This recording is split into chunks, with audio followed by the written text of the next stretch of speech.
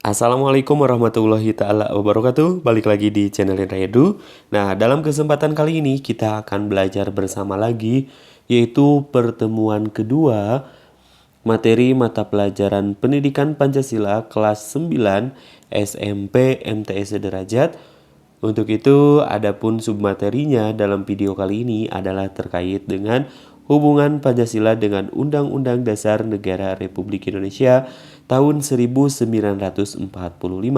Seperti biasa, sebelum kita lanjut kepada pembahasan, mari subscribe terlebih dahulu, like, komen, dan boleh share kepada rekan-rekannya supaya kita semua bisa menebar manfaat yang lebih banyak lagi.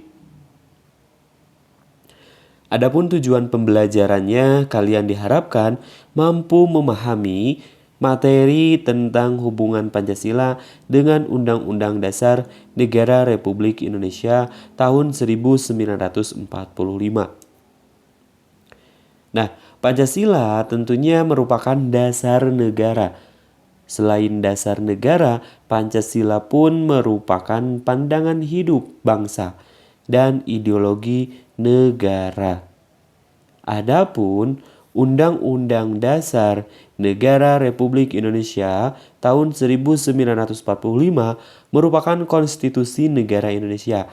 Saat di kelas 8 tentunya kalian telah mempelajari bahwa Undang-Undang Dasar Negara Republik Indonesia tahun 1945 itu merupakan norma dan aturan bernegara. Lantas, apa sih hubungan dari Pancasila dengan Undang-Undang Dasar Negara Republik Indonesia tahun 1945? Nah, untuk menjawab bagaimana atau apa hubungan Pancasila dengan undang-undang ini, mari dengan Undang-Undang Dasar ini tentunya, mari simak materi selanjutnya. Nah, dalam pembukaan Undang-Undang Dasar Negara Republik Indonesia tahun 1945 juga termuat teks Pancasila. Oleh karena itu, meski batang tubuh Undang-Undang Dasar Negara Republik Indonesia tahun 1945 mengalami beberapa kali perubahan, tetapi pembukaan tetap atau tidak boleh diganti. Nah, ini harus kita garis bawahi secara bersama-sama di sini bahwasanya pembukaan itu tetap atau tidak boleh diganti. Ini karena dalam pembukaan terdapat Pancasila sebagai dasar negara serta cita-cita atau tujuan berdirinya Negara Kesatuan Republik Indonesia. Nah, kalau misalkan pembukaan itu dirubah berarti sama dengan membuat negara baru atau membubarkan negara Indonesia seperti itu. Karena kenapa? Karena pembukaan itu tetap tidak boleh diganti oleh siapapun dan kapanpun gitu ya. Seperti itu. Nah, sementara menurut Jimli Asidki tahun 2011, Ketua Mahkamah Konstitusi Republik Indonesia dari tahun 2003 sampai dengan tahun 2008 menyatakan bahwa Pancasila itu tidak dapat dipisahkan dari Undang-Undang Dasar Negara Republik Indonesia tahun 1945 dan sistem ketatanegaraan, sebab hubungan antara Pancasila dan Undang-Undang Dasar Negara Republik Indonesia tahun 1945 seperti hubungan antara roh dan jasad, jadi tidak dapat dipisahkan. Nah, Pancasila merupakan rohnya dan Undang-Undang Dasar Negara Republik Indonesia tahun 1945 merupakan jasadnya. Pancasila merupakan nilai-nilai utama, sedangkan Undang-Undang Dasar Negara Republik Indonesia tahun 1945 merupakan bentuk hukumnya sehingga tidak dapat dipisahkan satu dengan lainnya. Nah, berdasarkan pernyataan tersebut, dapat kita tarik kesimpulan bahwa terdapat keterkaitan erat antara Pancasila dengan Undang-Undang Dasar Negara Republik Indonesia tahun 1945. Nah, Berdasarkan paparan Jimli Asidki tahun 2011 tersebut, maka setiap kebijakan perlu merujuk pada Pancasila sebagai nilai utama. Apa sih nilai? Nilai itu adalah sesuatu yang berharga, ya. Jadi nilai ini sekali lagi sesuatu yang berharga. Nah, dalam level kebijakan, misalnya ketika masih ada ketimpangan akses di berbagai bidang, maka pemerintah itu harus berupaya untuk mempercepat kesetaraan akses melalui berbagai kebijakan pembangunan. Semua pasal yang ada di Undang-Undang Dasar Negara Republik Indonesia tahun 1945 tentunya terinspirasi dari apa? Dari Pancasila.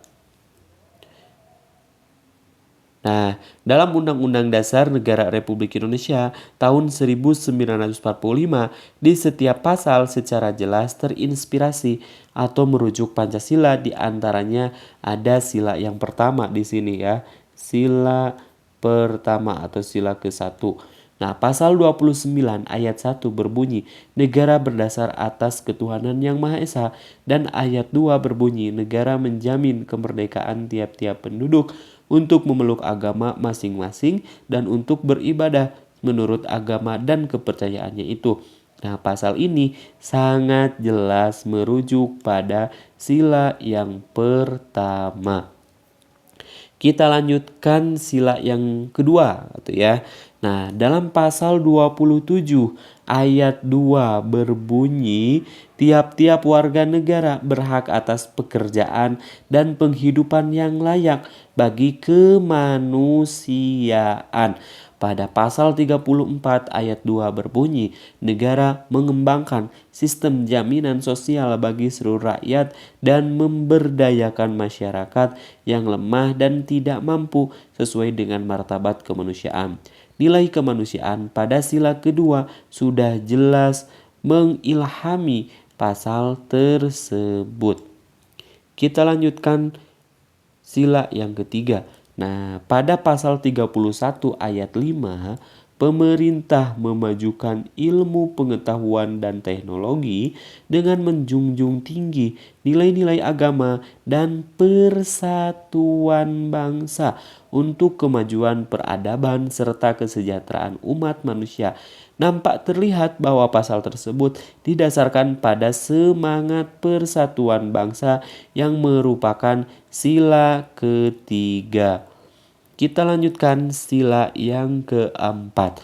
Pada pasal 22E ayat 1, pemilihan umum dilaksanakan secara langsung, umum, bebas, rahasia, jujur, dan adil setiap 5 tahun sekali. Dan pada pasal 22E ayat 2, pemilihan umum diselenggarakan untuk memilih anggota Dewan Perwakilan Rakyat, Dewan Perwakilan Daerah, Presiden dan Wakil Presiden, dan Dewan Perwakilan Rakyat Daerah. Inspirasi dalam proses pemilihan pemimpin Indonesia merujuk pada sila yang keempat. Kita lanjutkan ke sila yang terakhir, sila yang kelima. Tentunya ada pada pasal 33 ayat 4 disebutkan, perekonomian nasional diselenggarakan berdasarkan atas demokrasi ekonomi dengan prinsip kebersamaan, efisiensi, keberadilan, keberlanjutan, berwawasan lingkungan, kemandirian, serta menjaga keseimbangan, kemajuan, dan kesatuan ekonomi nasional. Secara jelas bahwa pasal tersebut terinspirasi dari sila kelima.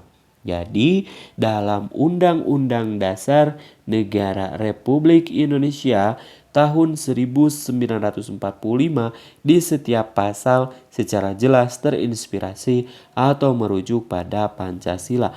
Pancasila ini adalah sebagai rohnya, diibaratkan sebagai rohnya, sementara undang-undang ini diibaratkan sebagai jasadnya, seperti itu ya. Terima kasih, semoga bermanfaat. Sampai jumpa di video berikutnya. Kami akhiri. Assalamualaikum warahmatullahi wabarakatuh.